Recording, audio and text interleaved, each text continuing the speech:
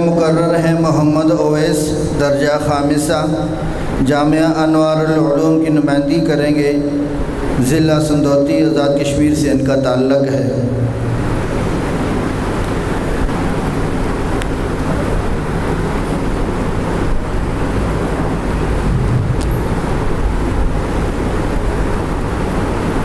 الحمد لله وكفى والصلاة والسلام على من لا نبي بعده أما بعد فأعوذ بالله من الشيطان الرجيم بسم الله الرحمن الرحيم وقاتلوهم حتى لا تكون فتنة ويكون الدين كله لله صدق الله العظيم وقال النبي صلى الله عليه وسلم الاسلام يطلع ولا يطلع او كما قال علیہ الصلاة والسلام۔ اے دنیا کے منصفو سلامتی کے ضامنو، اے دنیا کے منصفو سلامتی کے ضامنو، کشمیر کی جلتی وادی میں بہتے لہو کا شور سنو۔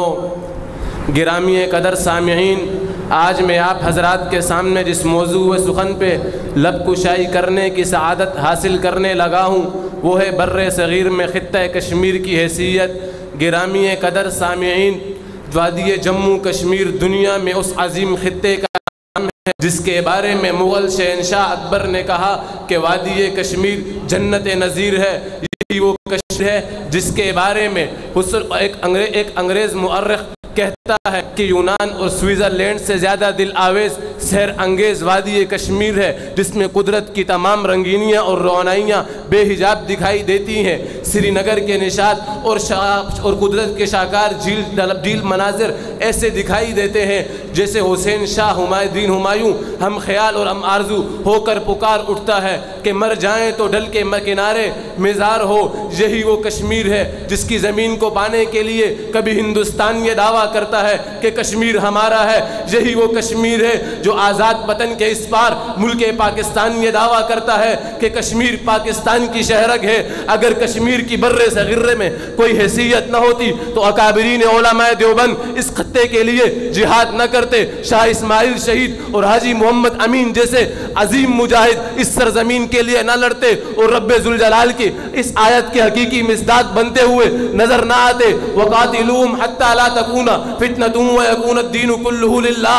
آج اگر ہم سوشل میڈیا پر اپنے کشمیر کے لیے آواز اٹھائیں، لوگ کہتے ہیں کشمیری قوم پرست ہیں۔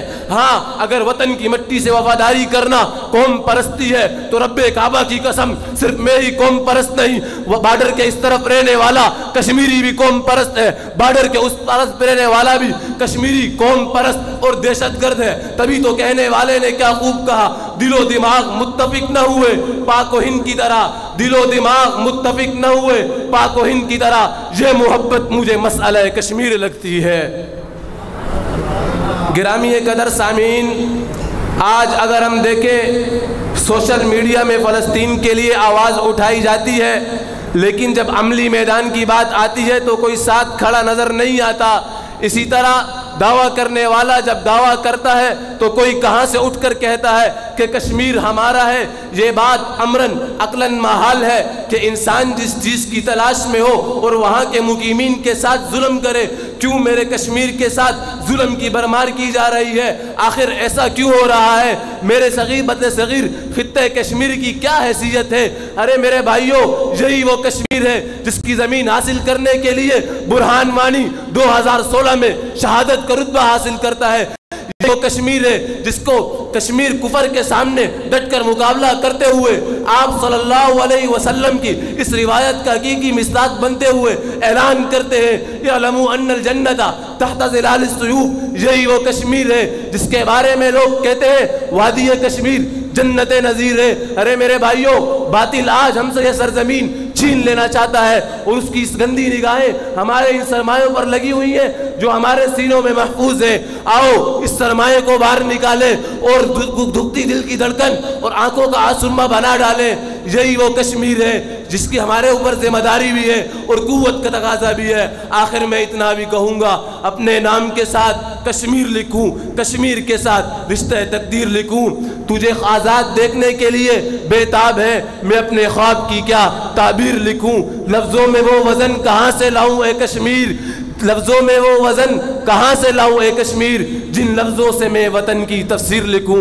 وآخر دعوانا الحمدللہ رب العالمین۔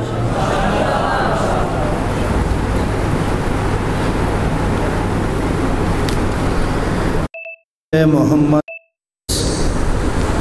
جامعہ انوار العلوم کی نمائندگی کر رہے تھے۔ اب اگلے مقرر عمر افضل درجہ اولا دارالعلوم محمودیہ کرنگی ضلع پنچ آزاد کشمیر سے ان کا تعلق ہے۔ ان کا عنوان ہے دعوت دین میں حکمت و بصیرت سیرت طیبہ کی روشنی میں۔